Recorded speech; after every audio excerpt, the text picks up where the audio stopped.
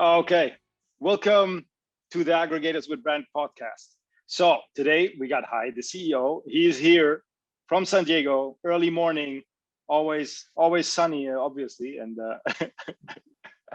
but you look good, look good as always. So that's fine. Today we got Dejan. Dejan actually is with his DSP agency is really far in advance. The boostsocial.com, he really knows what he's doing. And before, when I heard about DSP, I was like, okay, it's PPC, it's good, it's blah, But when I looked into it a few months ago, I really felt like, okay, this is something new, and this is something really important. And I spoke already several times with Dejan about it. We did a webinar about it. We did a podcast about it. So there is endless things to speak about. And I'm sure you agree with me, Hai, that DSP will definitely not push PPC away, but it will definitely maybe take over or be in a very good position in order to help sellers or big sellers to sell more. Obviously, you have to put some money in, but investment it's like that. E-commerce, we're not in 2010 anymore, where e-commerce was growing just to a little bit with water, and that's about it. It's today we need some serious cash to go in. So Dejan, please tell us a little bit more about the boostsocial.com and how you got into DSP, a little bit about your background, because I know there's some geeky stuff behind. So please go ahead. Thank you, Omar. Hi, for having me today. It's a privilege to be here and share what we know, what we do with all the audience on internet.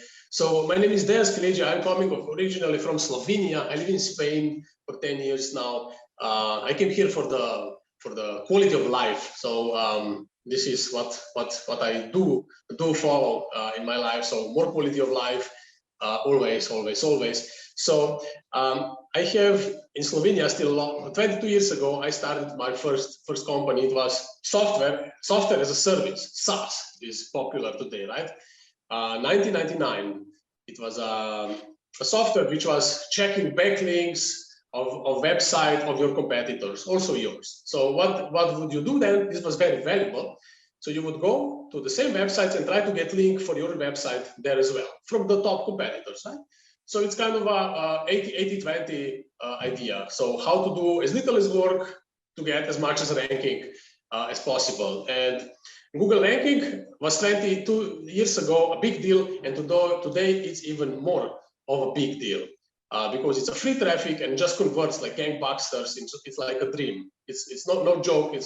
We had a ton of websites, and we were selling ads, banner ads. Today we will talk in a few minutes about banner ads again. 22 years later, so 22 years ago we were using banners, and we were making very good money just from SEO, from Google. So this is one thing which didn't change in these 22 years. So after that, I in 2013 I started my first Amazon brand. This is how I came in contact with Amazon, selling on Amazon. That time it was Matt Clark and his friend James. I forgot his name. So this was ASM2. That time it was called Amazing. No, it was called Amazon Selling Machine, and then they rebranded into Amazing Selling Machine, so they wouldn't have issues with the trademark of Amazon. So this is very long story. One small thing. So sorry, yeah. One thing, Dejan. Hi, do you remember last week when we spoke with Paulo? He actually mentioned the same guy's Amazing Machine because he met them at this in 2002 on a flight to somewhere, and this is where he began to sell. So it was really funny because don't you remember, Hai, or I do. I was even like thinking about, yes, it's the same. I mean, I even wanted to say, like, I just took a note here, like, and I was putting like exactly. Last week we heard, where are these guys now? I mean, I think we should invite them, like. Oh, really? Definitely. Maybe they are in some like Bahamas. I don't know, like in. No, they're still doing the same. They're still doing the same. They're still teaching FBA. They're called now Amazing.com. You can go take a look. Amazing.com. Yes, sorry to interrupt you, Dejan. Just yeah. yeah. This is a good point. This is a very good point. This is like like this nostalgia stories, right? How this Amazon started in 2013. A lot of these big sellers today, they started that time, the same time, 2013, maybe 2014, but not much later. So these are all very old school guys. So anyway, so at the same time as I was selling, I saw that there was nothing on market. There was no consulting, there was no courses, there was no gurus, there was nothing, right? So I said, I love to teach. This is what I really do like to do. Why wouldn't I open an agency and teach everybody who is selling and would like to learn from me the same thing I learned from myself, right? Because I'm a quick learner and all this stuff, so this is not a problem for me. So then I really started with Amazon PPC and then some kind of consulting and so on, and then this developed into other channels like Pinterest ads and then TikTok. TikTok, it was not that time available. It was Snapchat. It was that time, right? So old already. Ooh, I'm getting scary now. I'm getting scared now. It's so old, Snapchat already. Yeah, Snapchat is very old. Snapchat is very old. It's not very new thing, right? Yeah, the years go by. Omar is just joining Snapchat. Like maybe you were a little bit, like late, but you can catch the wagon, the last one. Cool. Well, today is DSP, right? Amazon DSP. So we came across. It is quite 2017, I believe it was early 2017. It was Amazon DSP, and when I saw the results from one taste campaign, I knew that we are after something. How did I know? Well, I have a lot of experience. How it looks success and how does it look success? So how it looks, I think you have to push uphill or think which just goes really well, like very well. Oiled wheels on some bicycle, right? So I knew immediately that Amazon DSP, this is the thing. It was extremely confusing. It is extremely difficult. I took about half a year to comprehend how this thing works. It's not. This is my first day on internet, right? On my first advertising platform. But there is so much things inside that I really needed half a year to understand. But then, okay, really understand then how things works. What is this? What is that? Because there are some new terms. There are a million settings everywhere. Settings. It's like Boeing airplane. It's like settings, buttons and screens and crazy stuff. So when you understand how this works, then you can do crazy things, right? You can do loops. You can transport people through Atlantic. You can do incredible things. So this is what really happened. When I saw these results, like a ROAS of 125, not at one sale, like with hundreds of sales, 300, 500 sales, when we were retargeting our best buyers, not every buyer. Let's be honest, yeah? Not every buyer, one-time buyer. Like best buyers, when we were retargeting those, we got a ROAS of 120, 126 for these campaigns at scale, which is incredible. This was a bigger brand, right? So it had a lot of good customers, obviously. If you have small brand, you will not have a lot of these customers. But the bigger the brand, the more this lever will make for a seller. Or if this in case would be aggregator, right? Doesn't matter. Seller is a seller for us. Is somebody who sells on Amazon. You have seller account or vendor, right? So seller, the bigger your brand, the more leverage, the more in exact amount of dollars you will earn, right? So because it's a lever, it's extremely powerful lever. You can move the moon if you have a long enough lever, and this is kind of a thing. So now the thing is, how big planet do you want to move? Do you want to move only a moon, or you want to move the sun, or you want to move the black hole? What do you want to move, right? So how big brand do you have? It really then that dictates how much profit you will squeeze out using these Amazon DSP strategies, right? So this is how we came only to Amazon DSP. We dropped all other platforms, and this is what we do since then. We have created some software for our internal purpose to help us with daily operations, not with creation or understanding how campaigns should be structured, because brands are different. Some products like mouse, you buy it from time to time, like notebook, I buy it every month, right? It depends, or if it's, I don't know, some supplement or some cream or something, it really depends on the cycle of the product, how people buy product. It really depends on this, how you will structure campaign. So this is something what software cannot do. So that's why we just do it manually, and then maintaining and little in time tweaks. This is done by software. So we are quite happy with results. And clients, of course, they are just they're just bold. One thing maybe which is very interesting for the agencies. Most of the agencies will usually have 6-month contracts or 12-month contracts and lock you in, right? For the sake of challenging ourselves, we have 1-month contracts. So our clients have 30 days time to sign off from the contract. And our challenge was for ourselves, put by ourselves on us, how to make this performance so good that clients will never go away unless something happens, right? And this is what we do every single month. We have one month contracts. A client just continues staying with us. They just don't cancel. Why they do not cancel? Because the results are just incredible. The results are just out of this world.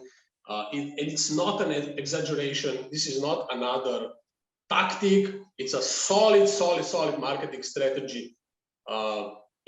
Built in a core of how humans we buy, right? So this is how we structure these campaigns. Yeah, like that's super interesting. So I just want to ask a couple of questions because there's a lot of questions coming to the DSP side, and then we can continue that.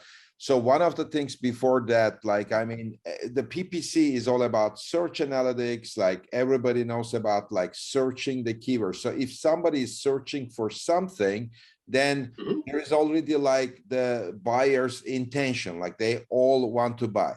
But with the audience marketing, like maybe the guy is not searching, but it's the relevant audience that you are trying to find, whether it's remarketing, whether it's similar ASINs, whether it's a replenishable product. And then you know that, like, I mean, the guy likes the peanut butter and 20 days later, he will get another peanut butter jar. So there is so many opportunities about audience marketing. It's fascinating. And number two thing is, like, if you look at from 2017 till now, Amazon is buying all this IMDb, MGM, Twitch, NFL, and these are the biggest Amazon investments. And nobody is like, oh, Amazon acquired IMDb. And why? Oh, because, you know, Amazon has Amazon Prime. But the real reason of all these things is like to boost the ad revenue. You mentioned in the beginning, even the banners are the same for 20 years. Let's think about 50 years ago, 40 years ago, like watching the TV, one single channel, probably you watch whatever ad comes there. Now it's maybe Amazon Prime. And at some point you see that Amazon, the ASIN, right? Your ASIN, because it's relevant with the show. And the customers are watching it. And that's back to the basics, but in a different way. But it's still the same thing. So everybody's fascinating with that. One of the biggest questions I am getting is, what is the entry level? Because, like, I mean, we have a lot of customers. They kind of like think that DSP is too expensive. You know that Amazon is also providing a managed service. They help, but it's expensive too. So, but the question is not about the expense, because you mentioned something like 1.26 ROAS. Now that's like, I can invest right away. It doesn't matter, right? I can invest 50,000 if you are committing to such an ROAS. So can you tell us more about like the starting points? Like, what's the entry level? What needs to be done? What type of products? What's your feeling about how our customers can start using DSP? Yeah, this is a really good question, and it is justifiedly questioned so much because it is very confusing, right? You have Amazon So how can you use this Amazon DSP, right? So there are actually only two options. One option is you go directly to Amazon. You have to commit yourself to 35,000 of ad spend, and then you have per line item limits and so on. So it's very quite limiting. So you need really a budget. Okay. So the second option is you go to some agencies. Then you have small agencies, big agencies, and all kind of sizes. But they will usually think about percentage. So they will charge you in percentage of ad spend. So they're of course interested in your ad spend, but we are not really interested in ad spend. We are interested in result. That's why I mentioned we have 30 days contracts only for this sake. So we push ourselves to provide results, right? So the platform like Amazon DSP or Amazon by itself, by nature, it's data platform. It is all about data. It's not about buyers. It's not about anything else. It's about selling data. You were working in big companies in Oracle, IBM, if I'm not mistaken. These are all people probably who are listening today, or if you ask 100 people on the street, what is Oracle? They will say maybe database, maybe database. Others will not even know what it is. But actually, they are data providers, right? They inside Amazon DSP, Amazon has hooked up Amazon Data Cloud with transactional data. For example, you in San Diego, you are like to buy in, I don't know, some store or some special goods in store, and they do get from their retail partners real credit card spend data, which they sell through Amazon to advertisers. Now I have here a few examples. For example, purchase-based, because this is always fascinating, and this is like a dream for any marketer who understands marketing. So, for example, I have here just on screen. That's why I'm looking away. So this is all UPC level purchase data from online sources, from US big box retailers. So this is Amazon Cloud data hooked into Amazon DSP, available for agencies or Amazon. So these are few.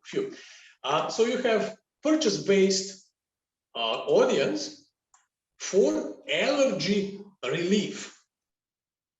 And then description is people whose shopping activities indicate that they are known buyers of allergy relief.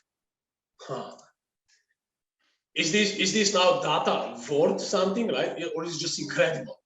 It's just incredible. Then you have another one. Then you have car washes, high spenders. So people who spend a lot of money, these are 30% of buyers on the market, of all this market. Again, this is UPC based, right? You go to some store, to Walmart, whatever, every product has UPC. And this is what gets all the way from the store. When they scan the product, you pay with your credit card, it goes to Amazon, Amazon DSP, right? So you can see who is buying these car wash, right? This is thousands. Amazon, this Oracle audiences are the count. It's about 2,500 inside Amazon. 2,500. This kind of purchase based. There are others, but this is just Oracle because you're working with Oracle. So I said I will take this as an example, right? So it's all about data. Right? Now, if you want to advertise properly, you need some data, right? So you need some page views of your products. So if you get only, I don't know, 100 page views of your one ASIN you have per day, this is very little data to work with, right? Because then you take different audiences and then you separate them and then you exclude them and then you do all kind of operations with this. So then at the end of the day, you will have 7 people to show ads, which are the proper person you would like to really target, right? So we do see that you need to have at least $50,000 of revenue per month in your seller account, that you would have enough data to even work with to be meaningful, right? Because obviously this is a lot of work. This cannot cost $100 per month like some software package. So this obviously must justify the fee you have to pay to agency, right? But as said, right, the bigger your number of SKUs, ASINs is, the bigger your seller account is, the more page views you have, the more sales you have, the more data is there inside, the more it can be leveraged for really, it's a profit machine, right?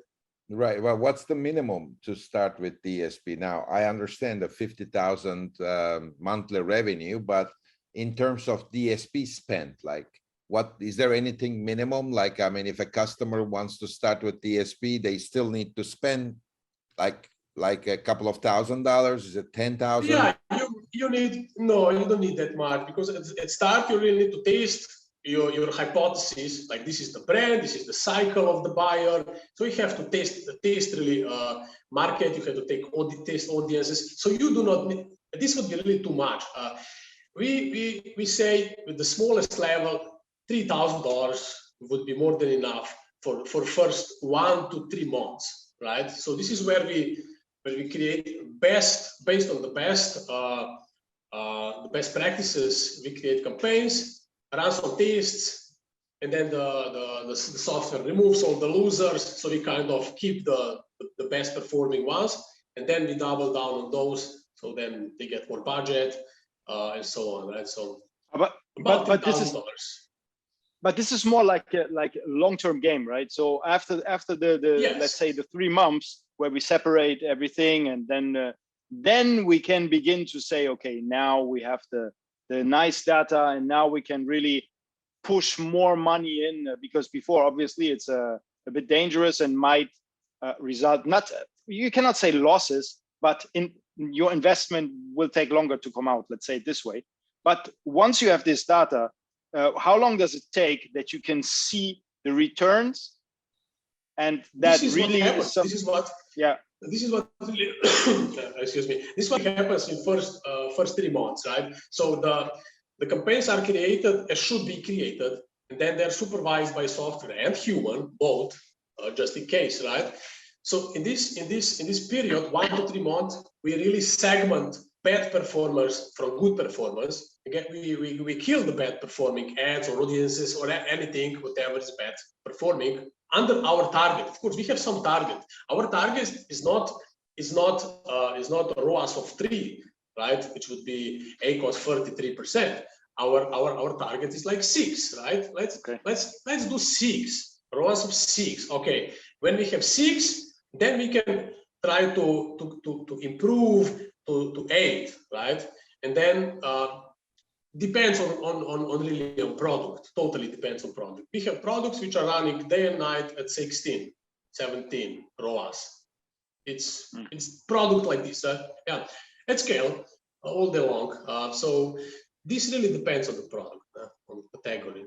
But yeah, in 3 months you get very well polished campaigns, and then you have to decide: do you want to get more scale? Not really depends on sellers. It's again, this is not its only category of products, how they are bought, but it's also a seller. In which stage is a seller? We have sellers just before thinking about selling their business. So they stay with us, for example, 1.5 years, maybe 2 years, before they sell business, and they want to make it more profitable, right? So our DSP will increase their profitability, which they will never be able again. It was maybe 5 years ago possible, but now not anymore. It will never be possible to have 20% ACOS in PPC. But they continue with their PPC at their 40% ACOS. But what they do, they leverage our ROAS we bring to increase profitability of their business for sale, right? So this is one stage of seller. Then another stage of seller is the seller who is savvy to grow and expand and is very aggressive. That one will try to break even, right? We love to see in our accounts of our sellers a ROAS 8 or 15 or 100, doesn't matter, but like at least 6, like 6 is kind of healthy ROAS. But some don't want it. Some want more scale for on expense of ROAS, right? Kind of this is always always in exchange, right? So do you want more scale? It really depends on how you have targeting done, right? Okay. So I hope for this. But you this know, explains. I mean, Dejan, this is like incredible numbers because Definitely. I mean, to be honest with you, I mean, I'm not the, you know, I know DSP very well, but I always work with the experts, and typically our discussion is about brand awareness, you know, not really about like ROAS, because like my biggest problem with the customers, they want to use DSP, but they always think, okay, like, and typically we talk about the ACOS, right? The ACOS 20%. I want to keep it at 23, 24, 20. If it's a very like product like a year old, maybe even 10, 15%. So that's the kind of the discussions we are having around 2025, typically. Now, when the DSP comes into the picture, then it becomes a bit harder to justify because, I mean, I didn't see that promise before that like 15% to 20% ACOS will be possible by DSP, which will even reduce the overall ACOS. So this is fascinating. Exactly. This is fascinating. Also, are you sure? Like, are you going to deliver this? That's great stuff. Also, what happens is because Amazon DSP is not living in any piece of marketing, is not living in vacuum. It's all interconnected, right? On Amazon, they say Amazon flywheel, but it's ecosystem, right? In marketing or in the real world, we say ecosystem. So everything is connected with everything on some level, on some at some distance, right?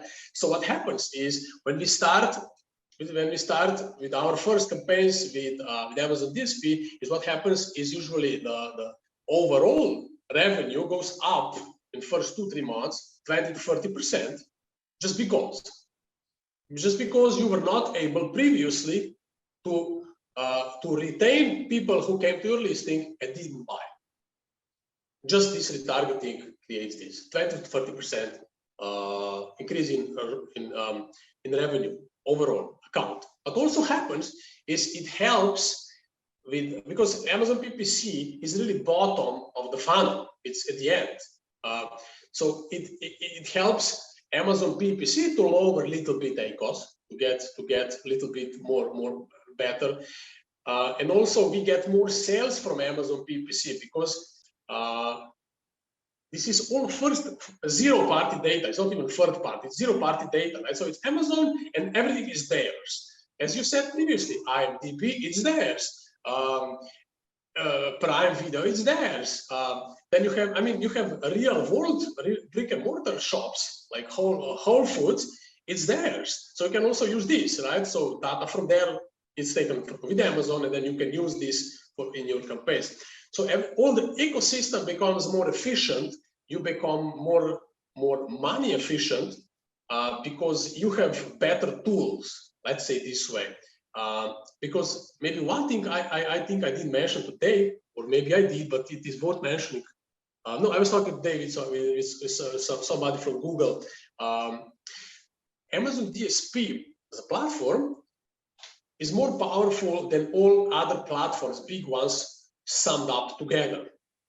This is a big statement, and it's true. Wow. Everybody who knows who has seen more than one platform, and I have seen a lot of them, if you put all platforms together, they will still not exactly match Amazon DSP. Amazon DSP extremely powerful, and as said, right, I'm good at data and learning and very fast this kind of data things. I needed half a year to master this platform. It's not a joke. It's a serious Boeing, which you can do a lot of things with this, right? Absolutely. So this is really Definitely fascinating. And I really like that you mentioned it's a great strategy for the brands that are planning to sell, for example, in the next 1 year. Then they can grow the profits. And if they want, they can also scale by using DSP for the sake of making some profit. But it's a discussion of more profits or more scale. But that's a great strategy for exit. So I really like that too. very much. So yeah, that's fascinating. What's your kind of like special DSP tips? Like, are you more leveraging, you mentioned remarketing? Are you more leveraging, for example, pushing content like with IMDb, Twitch, or like targeting competitive ASINs? Like what's the sweet spot? Like, what's the best strategies you use? Well, the bread and butter is always retargeting, right? This is no other campaign on planet is more profitable than retargeting, right? So you go to some website, like some online store, e-commerce, immediately next website you will go, they will start showing you Google ads, right? The display ads, and they will hammer you with these ads until they buy, or you will fall out of their audience, right? And then this is the most performing one. So this is the first one you have to create for, again, right? If you don't have enough data, there's no point. You will show these ads to 10 people. There's no point, right? Even working with this. So you do need some audience on your listings already. So you do need to have some movement, right? So this is the first one. So retargeting. Retargeting everywhere with video, on television, connected TV, with video, or with display ads. We were talking 22 years ago, display ads, they were working like gangbusters, and today they still work. They still work. And the same, I dream sometimes about this sizes of banners, you know, the leaderboard and the square, the small square, and the 22 years ago, the worst performing banner is today the same, the worst performing banner. This didn't change. It's really incredible. So anyway, so retargeting, this is the first one where when we recover profits immediately for the sellers. With these campaigns, only these campaigns raise 20% in revenue in about 2 months. Just because we can retarget them again, they see us again, and they say, "Huh, yeah, I was looking at this, buy." Otherwise, they would not buy, or they would buy somewhere else from somebody else. The next campaign is really just targeting the competitors, and then depending on the category and price point and all this stuff, you get results or you don't get results. This is very tricky one. So you have to taste. You cannot know. Nobody can know. Nobody has answer until you taste. The video one is a good one, especially on connected TV. Just for the prospecting, you can create some audiences of look-alike of your buyers. You can also upload, like on Facebook, you upload your customers. Like you upload, I don't know, 600,000 customers. They will find these customers. Usually they match them very well. Facebook is matching maybe at 50% or something. Amazon is matching usually around 80% or more, 85, because it's their buyer, right? So it's easy to match. So then you can target these customers, old customers you have, so they can buy again, or they can get on subscribe and save, right? This is what Amazon does optimization. Which ad to show? Because Amazon somehow have different ads. One is add to cart. Another one is buy now. Another one is subscribe and save. And based on Amazon data combined with your campaign, Amazon will show the proper ad to those people. So what you really can do is you can push old buyers to subscribe and save if you have this kind of product, right? Which is very powerful. You can calculate how much is worth your repeat buyer, subscribe and save buyer compared to normal buyer, and you see that would be maybe, I don't know, 3 times more worth repeat buyer. So it is in interest of yours to get a person on subscribe and save, because that person will spend 3 times more money with you. So this is another big one. Then if after all this, the client has more desire to grow, then we go to the top of the funnel and we really start prospecting. And then we use some different metrics, of course. Don't use ROAS because there's no ROAS there. Prospecting, they have to move down to the funnel to convert, right? So it's usually too long to be able to track. It's 14 days only, right? So you can use different metrics, right? So then we would go to the top of the funnel to prospect. Hello, I'm here. Hello, I'm here. Look, we have this. We have this. Look, we have this. Hey, look, we have this. And we show them all kind of mix of different modalities, banners, videos, on TV, on desktop, on phone. And then you try to push them down to the funnel to convert, right? So this is for the, let's say, really ambitious brands, because again, it's difficult to show the revenue from this kind of campaign. Wow. But, you see overall, right? So sorry, where would be looking at the investment at that point? That would be as well quite interesting. When we, you know, when this blinks everywhere and, you know, we're everywhere. Yeah, you need to think at least $15,000-$20,000 per month for really fill all the funnel, right? Also depends on your brand, right? If you have, let's say, 50 SKUs, resins, let's say that you have skincare products, right? Let's say you have 50 different SKUs. This is a lot of products. It's a lot of page views, so it's very easy to spend this money, right, for this kind of brand. Sure. Especially if you think bottom of the funnel, middle of the funnel, and then prospecting on the top, right? But yeah, I mean, you can save $50,000. You can really shape the Amazon and all the internet buyers in your category and make yourself in half a year probably you can make yourself the only choice, really, right? Especially if it is a replenishable product, especially in this case, right? Absolutely. I think it sounds super amazing. You know, I cannot say anymore. All the time when I'm listening to this, it's just like, yeah, DSP. It's not the magic formula, I know, but it sounds really like, it sounds logic. While PPC is different, like DSP sounds logic, like Facebook, the old times, you know, when you segmented everyone, you put them down the funnel, and then flop, the customer comes out, and you really target the right persons. This is how it sounds to me. Like, while right now when somebody is targeting the keywords on PPC, they spend $5, $10, $20 and still didn't get the 100% the right thing in, you know. So that's why I was I'm very positive about DSP, you know. Yeah. Hi, you will probably not know. I think you didn't see our video with Omar, but we were talking one day about the PPC fraud, right? So Oracle again made in 2018 research of how much of clicks are fraudulent fake clicks. They discovered 28%. Some other company, I was shocked with that number, really. 29%. So about 30% of clicks on internet you pay are fraud, are clicked by bot, and these are people who have these click farms, and they click, and this goes on their account of AdSense, right? So this is $1 billion business. So what also happens on Amazon is the same. Competitors do click our ads, PPC ads. They do click them. That's why also this is another reason that ACOS is just growing like crazy. Very good. And it's impossible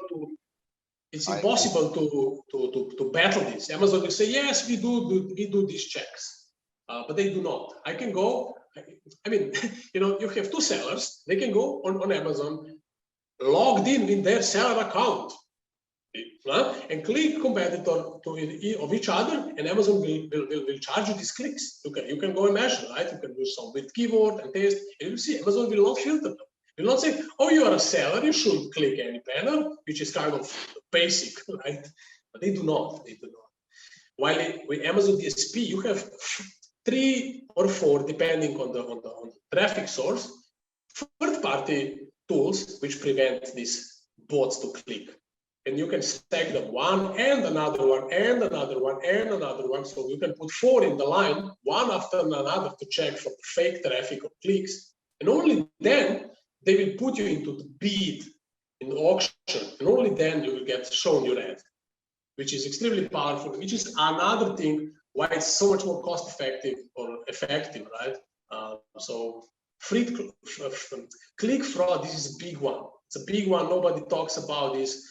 But we all know that in some countries on this planet, there are click farms, clicking Amazon ads like all day long, like crazy. And this is another dirty piece of Amazon. Yeah. I mean, actually, we come to the end of our podcast, but like, I mean, this is like probably like one of the top 3 podcasts, Omar, that I learned a lot of things, and I was like, definitely, instead of talking, I would like thinking like how we should progress this conversation, because like the click fraud, the expectation on DSP, like, I mean, it can easily be like 5, 6, 7 ROAS or even more, and scaling the business. I mean, using the retargeting, competitor targeting. I mean, also like other type of DSP, you know, features. I mean, that really looks fascinating to me. So Dejan, I'm pretty sure we're gonna continue the conversation, and there's a lot of people in our audience. I'm pretty sure that they would like to maybe try more the DSP. How can they reach you if they want to? Well, if you search Dan Skeledzija, or if you just send me an email to info@theboost.social.com. So info@theboost.social.com. You will find me there. Okay, sounds great to me. So thank you very much for being a guest to us, and I hope to see you. Thank you very much. Thank you so much, Dejan. Thank you. Hi, it was a great conversation today. Really, thanks. Thank you both. Hopefully, it will help some seller to prosper and get this quality of life we are all after, right? Bye. Thank you. Bye bye.